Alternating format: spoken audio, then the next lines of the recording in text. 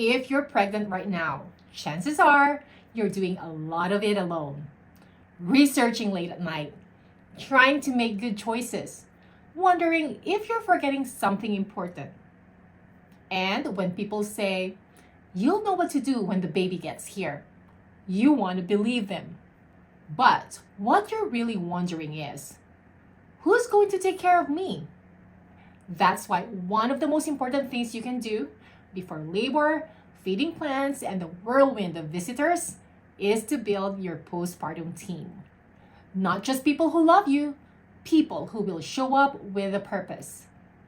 Let me walk you through what that can look like, because I promise this is not something you want to figure out after you're already bleeding, exhausted, and trying to hold it all together with one hand and a burp cloth. If there's one thing I've learned after walking hundreds of women through this transition, it's this. Postpartum recovery doesn't depend on how strong you are. It depends on how supported you feel.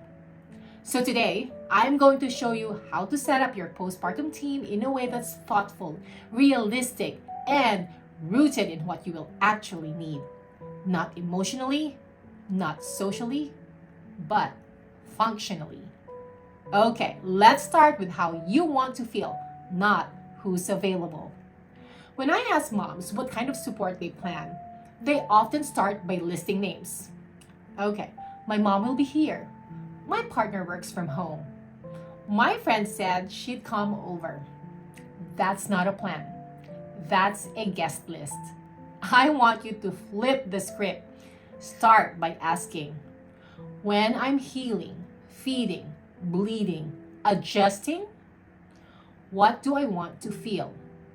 Do you want quiet, hands-off presence, someone to check in on your emotions every afternoon, someone to refill your water without needing direction?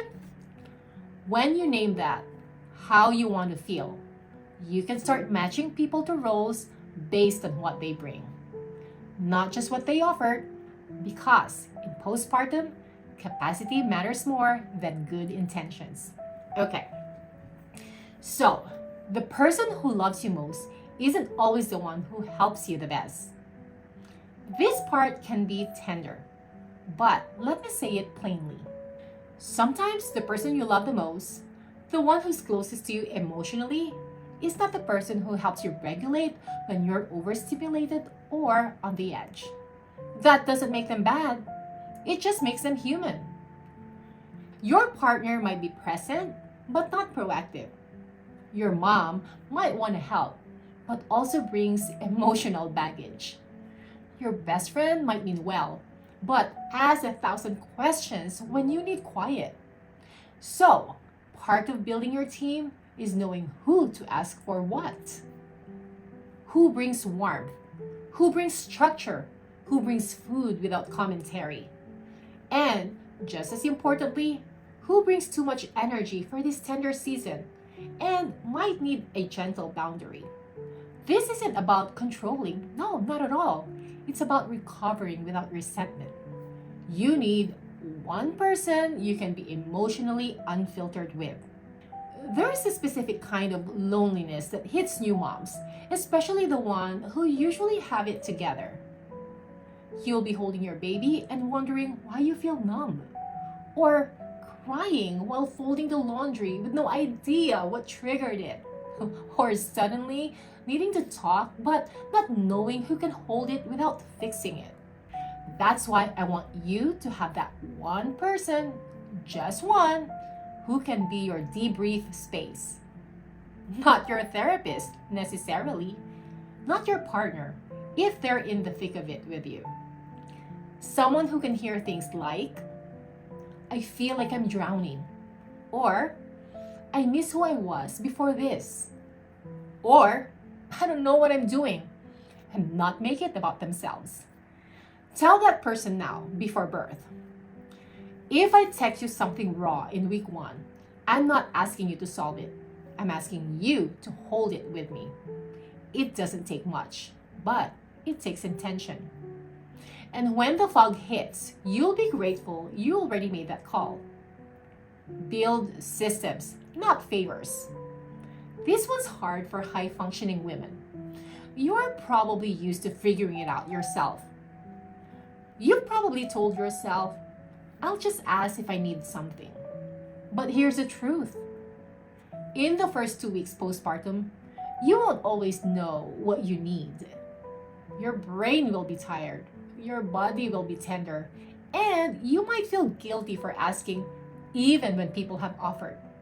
So instead of favors, build rhythms. One person brings a meal every other day. One person who comes by so you can nap or shower without having to initiate the ask. One person who checks in at the same time each afternoon and says, tell me the truth, how's your heart today? Support isn't about reacting to your needs. It's about reducing your need to react at all. Don't forget, protection is part of support too. Sometimes the most loving thing someone can do for you postpartum is to say, no, you don't have to take that call right now. Or, sorry, we're not having visitors today. She needs some space. Or even, I'll handle the text thread. You stay in bed. So much of early postpartum feels porous. Everyone wants to see the baby. Everyone wants an update. But not everyone understands how much it takes for you to even show up. Give someone permission now to act as your gatekeeper, not to control your world, but to give you a buffer. Because a boundary isn't just something you set. It's something someone holds with you so you can recover in peace. You don't need a village. You need a handful of people who understands what this period requires and are willing to serve that, not just witness it.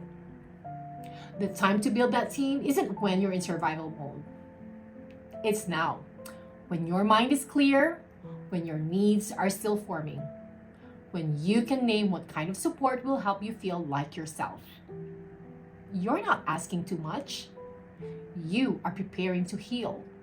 If you want to help structuring this with intention, download my Simply Postpartum Guide right below.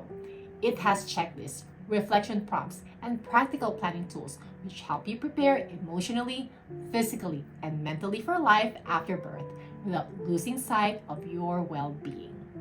It's one of the most important things you can do for your recovery, and it's free. Once your team is in place, it's time to consider some coaching for your partner. So, watch this video next. I am breaking down what your partner or support person really needs to understand so they can be helpful, not just present. Thank you for spending this time with me today. This season isn't just about preparing for the baby. It's about preparing to stay whole as you meet your baby. If this helped shift how you think about support or gave you words for what you need, I'd love for you to subscribe and stay connected. You're not just getting ready for birth, you're having the foundation for your recovery. I'm Cherry, and I will see you in the next one.